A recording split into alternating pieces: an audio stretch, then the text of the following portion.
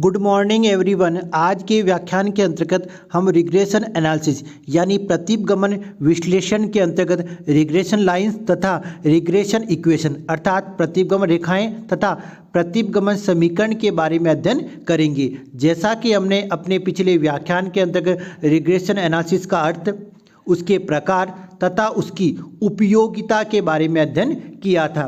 Regression lines अर्थात प्रतिगमन रेखाएं दो समयांक श्रेणियों के विभिन्न मूल्यों के पारस्परिक औसत संबंध को व्यक्त करने वाली स्वरूपयुक्त रेखाओं को प्रतिगमन रेखाएं कहते हैं।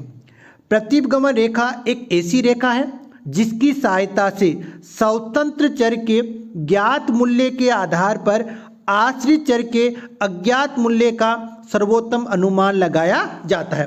प्रतिगमन रेखाएं दो होती है। नंबर एक तो होती है एक्स ऑन वाई और दूसरी होती है वाई ऑन एक्स।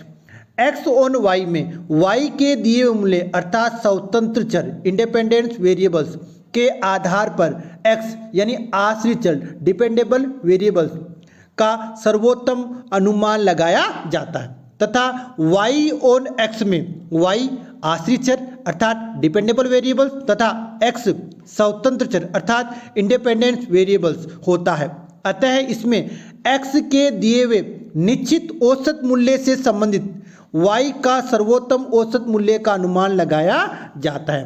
अब आगे हमने रिग्रेशन इक्वेशन अर्थात प्रतिगमन समीकरण के बारे में बताया है। सबसे पहले बात करते हैं regression equation of x on y, जिसमें आपको x का समीकरण होगा x बराबर a प्लस बी वाई यानी कि x माइनस एक्स बार बराबर बी एक्स वाई और कोष्टक y माइनस वाई बार कोष्टक बंद। इसमें हमें x का मान ज्ञात करना है तो x बराबर बी एक्स वाई कोष्टक y माइनस वाई बार कोष्टक बंद प्लस x बार। यहाँ बी एक्स वाई का होता है regression coefficient of x on y। यहाँ हमें बी एक्स वाई का अगर मान नहीं दे रखा है तो बी एक्स वाई का मान ज्ञात करने लगाना फॉर्मूला इस प्रकार से होगा बी एक्स वाई यानी regression coefficient of x on y बराबर कोफिशिएंट ऑफ कोरिलेशन गुणा standard deviation of x series बटा standard deviation of y series.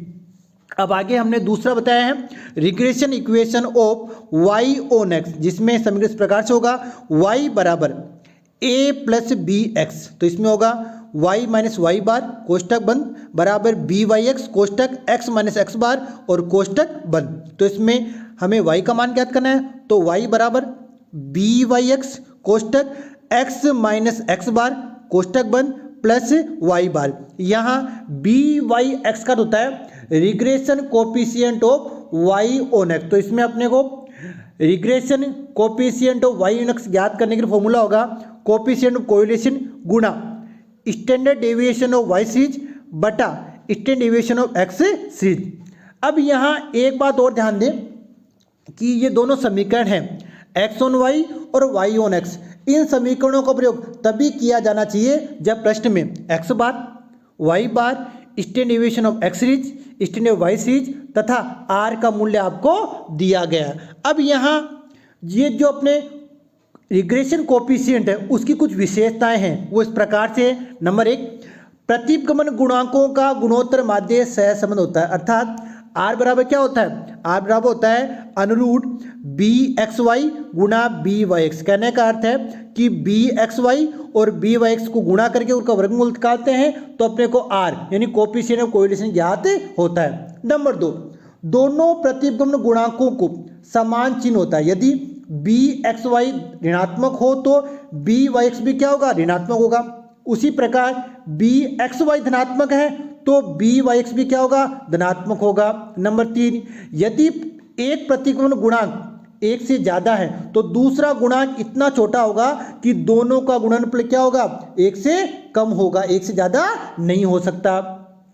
फिर बी एक्स वाई तथा बी वाई एक्स दोनों प्रतिगमन गुणांकों का समांतर माध्य सहसंबंध गुणांक के बराबर होगा या ज्यादा होता है। और नंबर 5, यदि प्रतिगमन गुणांक ऋणात्मक है तो सहसंबंध गुणांक का मान भी क्या होगा, ऋणात्मक होगा। इस प्रकार आज के व्याख्यान के द्वारा हमने रिग्रेशन लाइंस अर्थात प्रतिगमन रेखाएं तथा रिग्रेशन इक्वेशन अर्थात प्रतिगमन समीकरण x1y और y1x के बारे में जानकारी प्राप्त की। हमने समझा कि किस प्रकार समीकरण तैयार करते हैं। धन्यवाद।